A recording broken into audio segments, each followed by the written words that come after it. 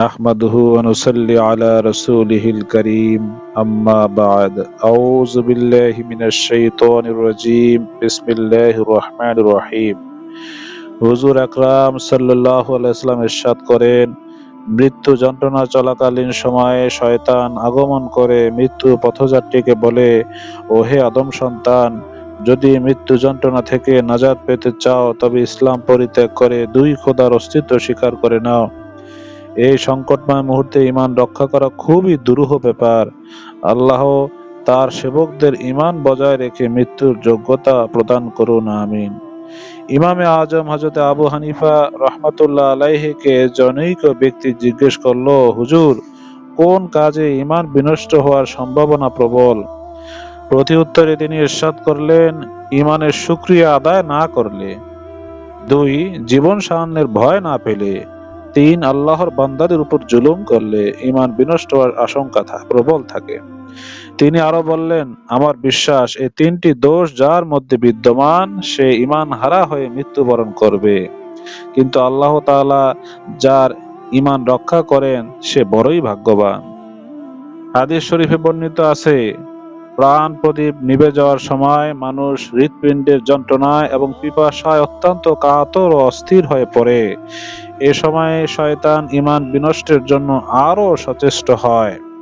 শয়তান অতি শীতল এক পাত্র পানি নিয়ে সামনে উপস্থিত হয় এবং পাত্রটি নাড়াচাড়া করে তাকে প্রদর্শন করতে থাকে।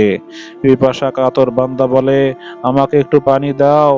পাপিষ্ঠ শয়তান বলে, যদি বলতে পারো যে সারা বিশ্বের কোনো প্রভু ও মালিক নেই, তবেই আমি তোমাকে পানি দিতে পারি।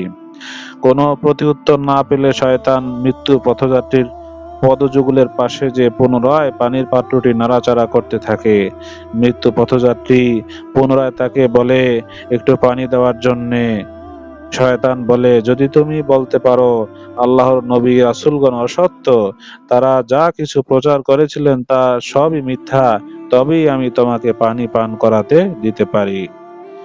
ভাগ্যে যার ঈমান হারা অবস্থায় মরণ লেখা রয়েছে, সে পিপাসার যাতনা সহ্য করতে সক্ষম না হয়ে শয়তানের প্ররোচনায় এ কথা বলে বেঈমান হিসেবে মৃত্যুবরণ করে, নাউজুবিল্লাহ।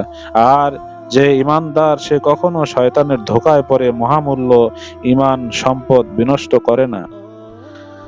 হাদিস শরীফে আরো বর্ণিত আছে, বিখ্যাত সুফি সাধক হযরতে জাকারিয়া রাহমাতুল্লাহ আলাইহির অন্তিম সময়ে তার এক বন্ধু তাকে কালিমায়ে শাহাদাত পড়াতে বলায় তিনি মুখমণ্ডল অন্যদিকে ফিরিয়ে নেন। দ্বিতীয়বারও তিনি এরূপ করলেন। তৃতীয়বার সুস্পষ্টভাবেই বললেন, আমি বলবো না। এ কথা শুনে তার বন্ধু অত্যন্ত বিচলিত ও বিমর্ষ হয়ে পড়লেন। কিছু সময় পর মৃত্যু যাতনা কিছুটা লঘু হলে তিনি চোখ মেলে চেয়ে বললেন, তোমরা আমাকে কিছু বলতে বলেছিলে? বন্ধু বললেন, আমরা তোমাকে কালিমায়ে শাহাদাত তালকিন দিচ্ছিলাম। প্রথমে তুমি মুখ ফিরিয়ে নিলে, দ্বিতীয়বারও একইভাবে মুখ ফিরিয়ে নিলে, তৃতীয়বার সুস্পষ্টভাবে বললে, আমি বলবো না। তখন হযরতে জাকারিয়া রাহমাতুল্লাহ আলাইহি বললেন, আমি পিপাসায় অত্যন্ত কাহিল হয়ে পড়েছিলাম। এ সময় পাপিষ্ঠ শয়তান এক পেয়ালা পানি, শীতল পানি আমার সামনে রেখে বলে, পানি পান করবে কি? উত্তরে আমি বললাম, দাও। শয়তান বলল, যদি একথা বলতে পারো যে ঈসা আলাইহিস সালাম আল্লাহর পুত্র, তবেই আমি তোমাকে পানি পান করাবো। আমি শয়তানের কথা শোনা মাত্র মুখ ফিরিয়ে নিলাম।